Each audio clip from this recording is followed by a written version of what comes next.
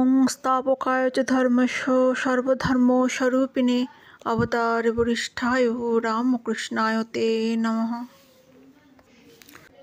ওং সহনা ভবতু সহনো ভুনক্তু সহ বীর্যং করবাবহৈ তেজস্বিনাবধীতমস্তু মা বিদ্বিষাবহৈ। সকলকে আন্তরিক শ্রদ্ধা, ভালোবাসা, প্রণাম জানাই। আজ আমরা শুনছি কথামৃত থেকে। ঠাকুর বলছেন, আমি কর্তা, অর্থাৎ আমি করছি, এই ভাব আমাদের কত দুঃখ আনে। এদেশের মেয়েরাও কেউ কেউ বিলেতে গেছে। একটি মহারাষ্ট্র দেশের মেয়ে, খুব পণ্ডিত, বিলেতে গিয়েছিল। তিনি কিন্তু খ্রিস্টান হয়েছেন। মহাশয়, কি তার নাম শুনেছেন? শ্রীরামকৃষ্ণ: না, তবে তোমার মুখে যা শুনলুম তাতে বোধ হচ্ছে যে তার লোকমান্য হবার ইচ্ছা। এরূপ অহংকার ভালো নয়।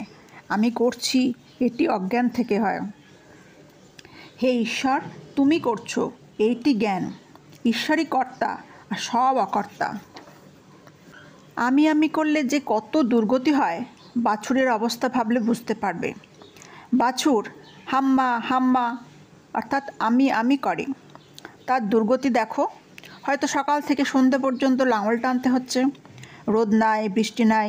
হয়তো কষাই কেটে ফেললে মাংসগুলো লোকে খাবে, ছালটা চামড়া হবে, সেই চামড়ায় জুতো, এই সব তৈরি হবে। লোক তার উপর পা দিয়ে চলে যাবে, তাতেও দুর্গতি শেষ হয় না। চামড়ায় ঢাক তৈরি হয়, আর ঢাকের কাঠি দিয়ে অনবরত চামড়ার উপর আঘাত করে। অবশেষে কিনা নাড়ি ভুঁড়িগুলো নিয়ে তাঁত তৈরি করে।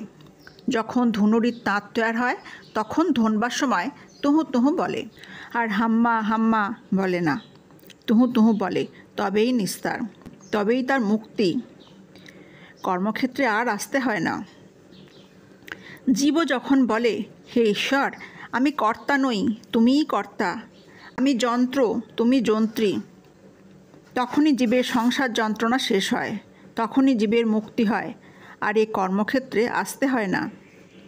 একজন ভক্ত বলছেন, জীবের অহংকার কেমন করে যায়? শ্রীরামকৃষ্ণ: ঈশ্বরকে দর্শন না করলে অহংকার যায় না। যদি কারো অহংকার গিয়ে থাকে, তার অবশ্য ঈশ্বর দর্শন হয়েছে।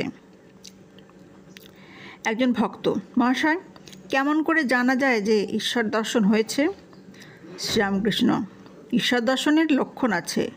শ্রীমদ্ ভাগবতে আছে যে যে ব্যক্তি ঈশ্বর দর্শন করেছে তার 4টি লক্ষণ হয়: বালকবধ, পিশাচবধ, জড়বধ ও উন্মাদবধ। যার ঈশ্বর দর্শন হয়েছে তার বালকের স্বভাব হয়।